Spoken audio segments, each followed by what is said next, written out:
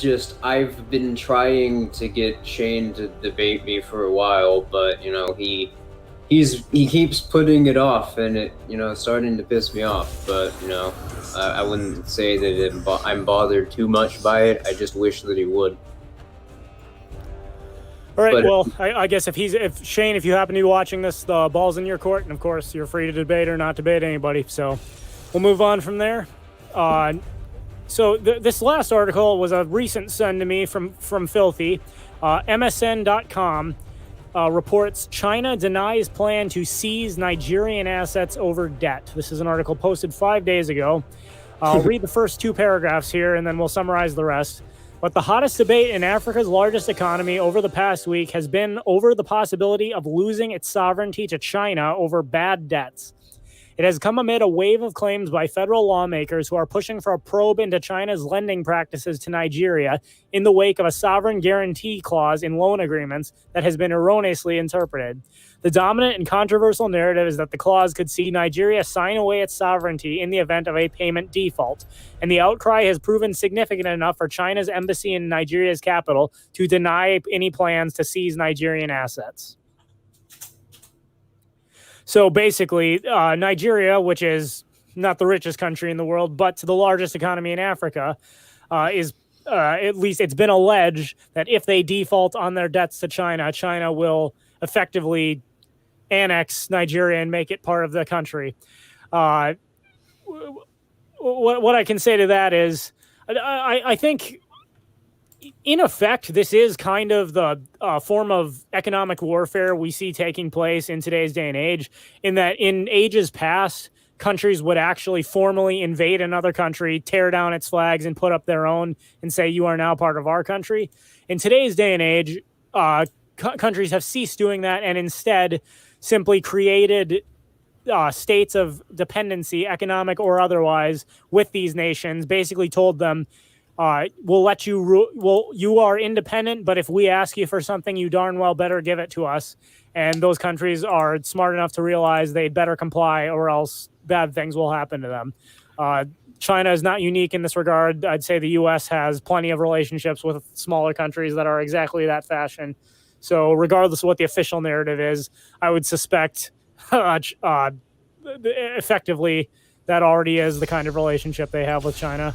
But oh yeah, in fact, like what China's doing is basically what the United States does with the IMF, except with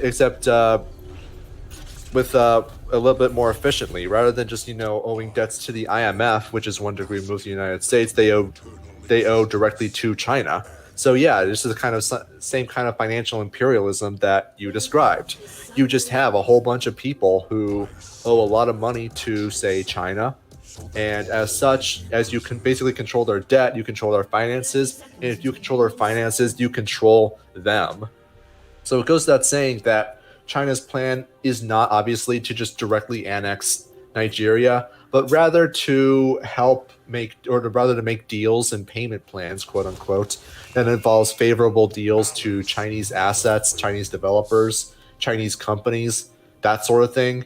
One thing people usually forget is that Africa has arguably one of the largest reserves of untapped resources in everything, from minerals to ores to oil to basically any natural resource you can think of. Africa has that in absolute complete abundance. And so it goes without saying that. Yeah, continue. And thanks to a combination of planned economies and international cartels on commerce, such as the World Trade Organization or the IMF, every single one of those areas where those reserves can be found in abundance are monopolized by those states, and the only people allowed to harvest those resources are a small handful of multinational companies out of China and the US.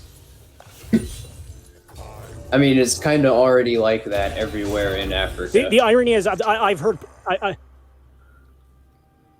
there are so many socialist YouTube channels that try to point to Africa and say it's an example of capitalism's failures, yet virtually every country in Africa has a totalitarian socialist government.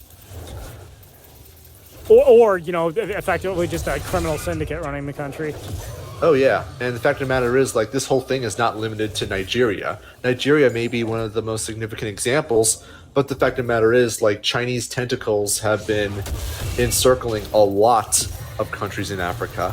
I don't remember names of some of those off the top of my head, but I would imagine that if you were to look at a map, you would basically be looking at probably half the continent owes something to the Chinese government. And I imagine the same is going to be true for a lot of third world countries as well. As I'm sure you're aware, we've been seeing a lot of third world countries going into default, going into seeing their central banks collapse, the most prominent of which being Lebanon. And as a result, well, you can imagine what happens when countries who owe debt to China suddenly don't have the money to pay them back. Well, we're just going to have to take some assets and get some more favorable deals, aren't we? Mm-hmm. And of course, the Chinese government will let their president or king or whatever they've got stay on the throne. They'll nominally allow them to maintain their independence because they don't want the social backlash that would come from actually making it part of China. But really, whatever flag you've got flying over the country is irrelevant so long as they're getting the assets that they want. Yeah, pretty much. I think this is something that China figured out a long time ago. Which, I mean, good for them, but it's also absolutely monstrous and just completely reprehensible. It's just a new form of imperialism, and I just can't help but laugh when I think I saw a tweet yesterday or the day before about how China is a great success story of a country that achieved wealth and prominence without any imperialism whatsoever. Laughs in Uyghur slave camps. Yeah, and funny how the mainstream media never seem to talk about that. The Chinese are slaughtering their own people, yet, on the level of the Holocaust, and yet it doesn't seem, it's not worthy of mainstream news coverage. I mean, to his credit, I actually did see that Bucker Barlson talked about it. So, I mean, good on him, but yeah, you're right. The mainstream media does not really want to talk about it. And I can't say I blame them because it does not a very good look for them. You have this totalitarian regime that is trying to be this great model for how to respond to the coronavirus, how to stop this great and evil pandemic, and they're basically engaging in Hitlerian concentration camps, forced labor. Not a very good look. But I know that we've spoken about this in past streams before, but they basically very much have reconstructed in American state media the dichotomy between the U.S. and Soviet Union. Like, if you look at how they were talking about the Soviet Union in the 50s, 60s, 70s, the people, the Democrat media at the time would have been they were describing the Soviet Union as sort of the competing economic power. Like, the model of the future is the Soviet Union. And if you were looking at, the conservative statist side of the media, you would see them talking about the Soviet Union. You'd have that one guy, in this case it's Bucker Barlson, back then it would have been Buckley, pointing to the fact they used slave labor and pointing to their influence over the international markets. And, now there's, Pompeo, a couple weeks back, essentially, said that they're a threat to the American government. So, there's even a Cold War narrative going on. I mean, I wouldn't be surprised if the United States government is drumming up, making the war drums. However, I'm still not sure if we're going to be going to war yet, simply because I haven't seen the threat to little babies story yet, which is a very peculiar thing. Before every war in United States history, there's always some threat or some story, whether real or imagined, of the evil country, whatever that happens to be.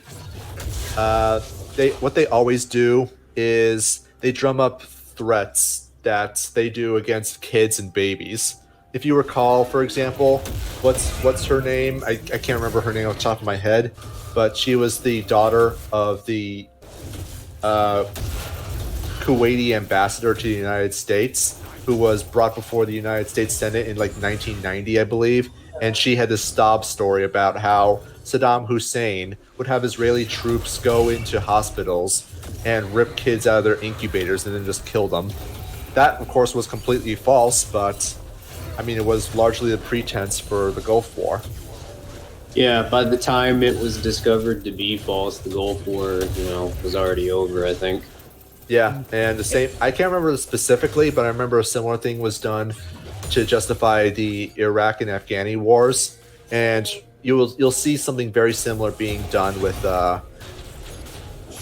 Mm-hmm. Now, given that the mainstream media does operate in their interest, you'll start to, I imagine the way it will go about is that you'll start to see stories about Uyghur kids and babies and how horribly they're treated and how they're just straight up murdered because they're not useful to the state. It's possible. I don't know for sure, but that seems the most likely route. Now, whether or not that's true, I don't know, but yeah, that's the narrative they'll probably go with. I was going to say quickly, what's interesting is I think even the politicians have figured out at this point that war is economically not good for a country. It was Bastiat. Well, I don't know if it was Bastiat who first pointed it out, but he definitely one of the more famous people to point out that destruction does not nor can it create wealth. And therefore, if a war is going to be profitable for a country, whatever resources you seek to obtain through the war must be of greater value than all the assets you're going to lose in that war. You've got to pay your soldiers die, you got to build out of military equipment, it gets destroyed in battle, you got to repair it, you got to build new ones. And in most cases, a large-scale war between two world powers is going to cost far more than either country actually wants to obtain. And I think that's why we haven't had actual full-scale peer-to-peer level war since World War II. Now, could that ever change? It certainly could, but I think right now both the United States and China, for all their rhetoric, understand that neither of them are going to obtain what they want through an actual full-scale war with the other. Yeah, well, I mean, Bastiat, the way he put it is it doesn't, create wealth, it, destroys wealth. I think a better way of putting it would be that it redistributes wealth. Because it creates, it requires a lot of people to end up creating debts and loans and to spend. It's the reason why the state deliberately starts conflicts. They have a very clear incentive to do that because the state gains quite a bit from doing that. I would still say, though, the conflicts they've created have been, for the most part, smaller scale wars between proxy states, not large scale world power level wars like we saw in World War I and World War II.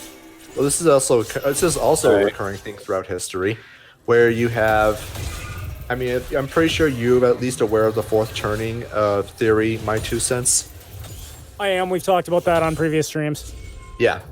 Well, that's also a recurring thing throughout history, where the large wars, like the Great World Wars, always occur in those 80-year periods, and in the last fourth turnings, like every fourth turning throughout history has ended with a major war. That doesn't mean necessarily it has to, but it's just been the pattern throughout history. But of course, before the fourth turning, you always have these smaller scale wars that happened before. So, for example, in the Seculum during for the Civil War's fourth turning, you had the Mexican-American War. Prior to the American Revolution, you had the French and Indian War. And you can go back and find other examples of this over and over again. Yeah, World War I was an anomaly by how large it was, but it dwarfed in comparison to the continental scale conflict or the global conflict that was World War II, which involved virtually every continent as a battlefield on the planet. I think Definitely. Only Antarctica was spared, and I wouldn't be surprised if the Nazis try to make a grab for that too. An enemy has been slain. Well, something like that, is probably coming. And, I think, coronavirus it's not even remotely comparable to the amount of destruction and death World War I or World War II caused. But I think coronavirus, considering it's pretty much uncontroversial that it was actual state lab, even though it's still kind of controversial to point out the fact that that lab was funded by American universities, so it was actually a joint project between the Chinese and U.S. government. But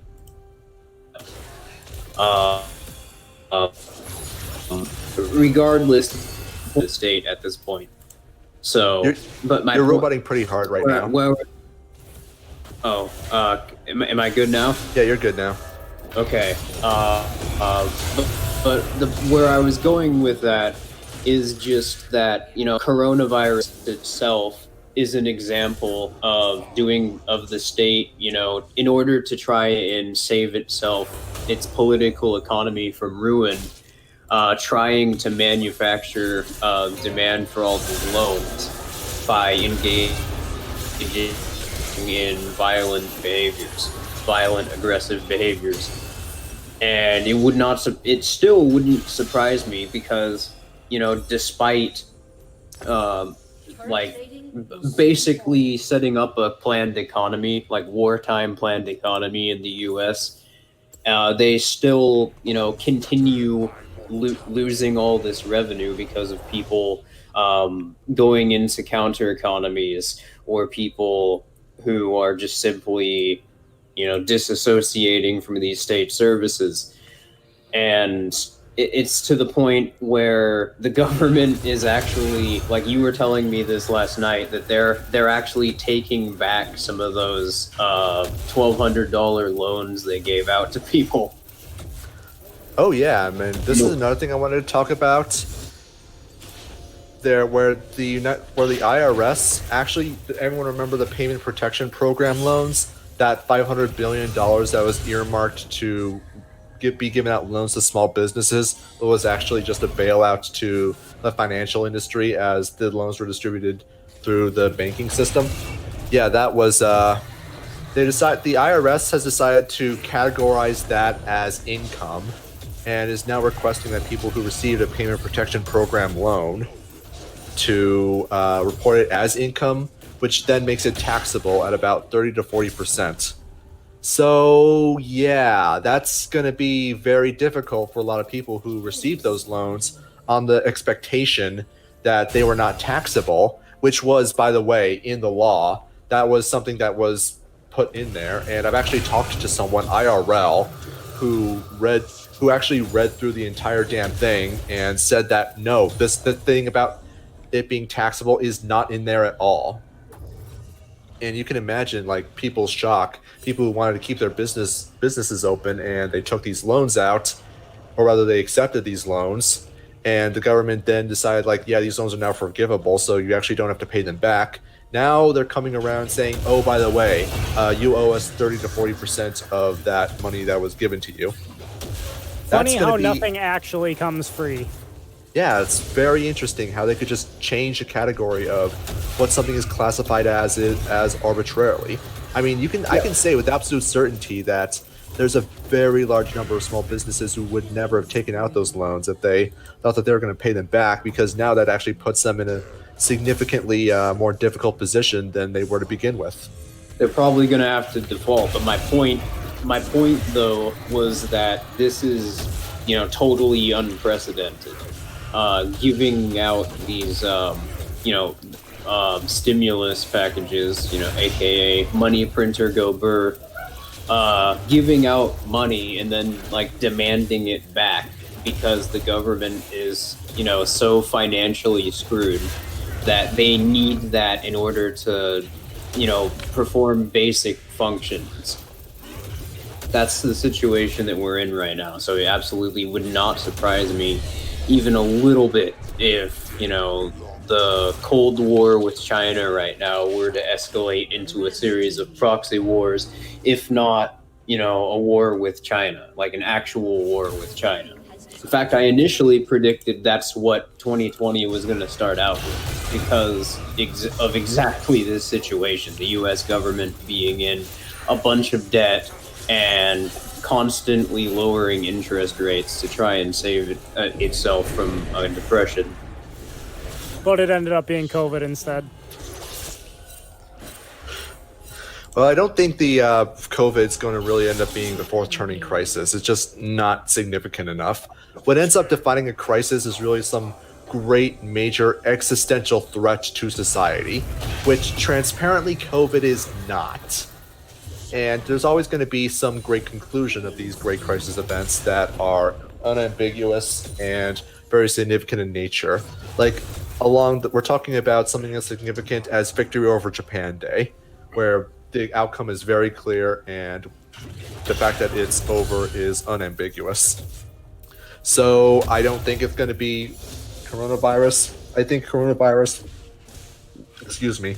was just a fake manufactured crisis for the sole purpose of helping the government maintain its funding, maintain its power by creating some excuse for them to, money printer go burr. That was the point from the very beginning, I think. JC Armitage here says elegantly, and yet people still go around saying taxation isn't theft. Taxation is, by every definition, theft. You can't say otherwise. I mean, Absolutely. You can, but you'd be incorrect. I mean, at this point, it's, I guess it's helpful. It's a helpful thing to point to, just for a double standard that exists between the government and you. But at this point, I think, nobody would argue that's the worst thing that the government's doing on a systematic level. In regards to things that the government does to people, taxes actually falls into one of the most mild forms of, control and exploitation. I mean, it's just sort of the basic form that governments are required to engage in order to survive, and it's a terrible thing, but compared to murdering people because they didn't submit to some random asshat wearing a badge, or forcing them into slave labor after imprisoning them for refusing to pay said taxes, and print propaganda for the very people that actually threw them in the cage. And this is something that's really been going on throughout all of U.S. history, and states have an inherent systematic incentive to do.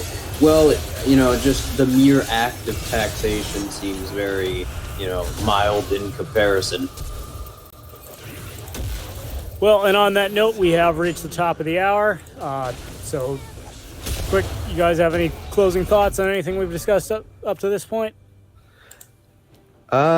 Well, I mean, it has been a particularly slow week, though. I don't think we ran out of time, but I did want to get into an article about going into the whole natural monopoly fallacy that we were talking about last week, because I was going to bring up an article about how there's a company now that's trying to develop wireless electricity. Interesting. I mean, I guess if you wanted to talk about the natural monopoly fallacy, then you can, but that was, one of the essays that I have on the chopping block, and it's going to be far more detailed than anything we can say here. Yeah. All right, well then, I'll encourage everyone to be on the lookout to the Back Alley Philosophy YouTube channel for when that essay comes out. Otherwise, thank you everybody for showing up. We'll be back next week with whatever's going on, and never seems to be any shortage. So, Filthy, so thanks for being here, and as always, that is my 2 cents. Take it for what it's worth. Bye.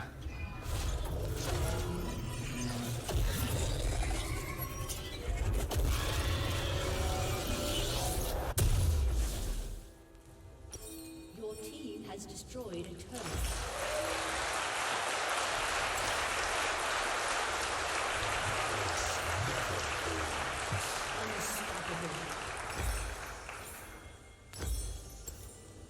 Unstoppable. Good evening and welcome to the God Debate. My name is Malcolm Phelan, and together with Joseph Stanfield, Arnav Dutt, Mike Ray, and the Dean's Fellows, we've organized the debate that you're about to see.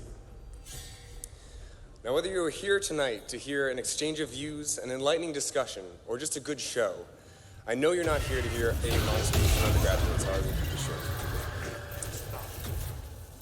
First, allow me to recognize those in the Notre Dame community who made this debate possible. The God Debate 2 was sponsored by the Institute for Scholarship in the Liberal Arts and the Henkel's Lecture Series with additional generous support by the College of Arts and Letters, the College of Science, and the College of Business. Campus Ministry, the Classics Department, the History Department, Program of Liberal Studies, and Chemistry. The Center for Civil and Human Rights, ILS, and the Department of German and Russian. The Center for Philosophy of Religion, the Center for Undergraduate Scholarly Engagement, the Rooney Center for American Democracy, the Glynn Family Honors Program, and Learning Beyond the Classroom. Finally, I would just like to read a quick passage that beautifully sums up the reason why we are here tonight. Kenneth Burke writes this in the Philosophy of Literary Form. Imagine that you enter a parlor. You come late.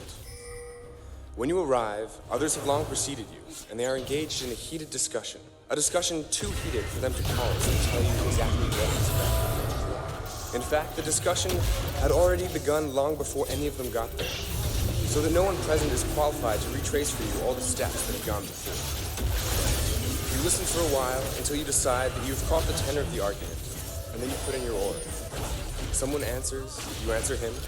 Another comes to your defense. Another aligns himself against you, to either the embarrassment or gratification of your opponent, depending on the quality of your ally's assistance. However, the discussion is interminable. The hour grows late, and you must depart.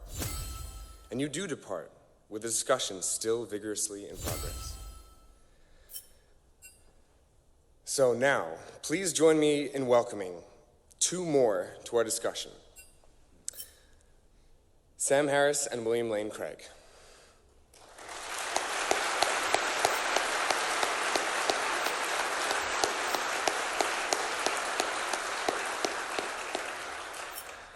And please welcome our moderator, Professor Mike Ray from the Center for Philosophy of Religion.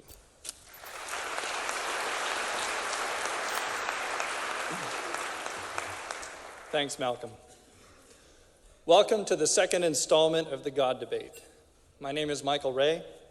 I'm a professor of philosophy here at the University of Notre Dame and the director of the Center for Philosophy of Religion, one of the sponsors of tonight's event. The Center for Philosophy of Religion was founded in the late 1970s with the aim of promoting cutting-edge research on topics in the philosophy of religion and in distinctively Christian philosophy.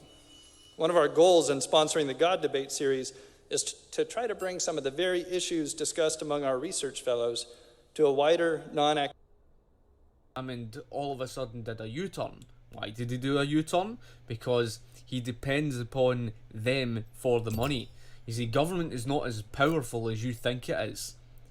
Government, and the only type, it takes a specific, and this relates to the human nature argument I made before in just the previous video the other day there, and I mentioned at the end of the day, you know, it takes a specific type of character, a specific type of socialist, a dictator, to lead you in the direction of getting rid of the private sector. You would never be able to get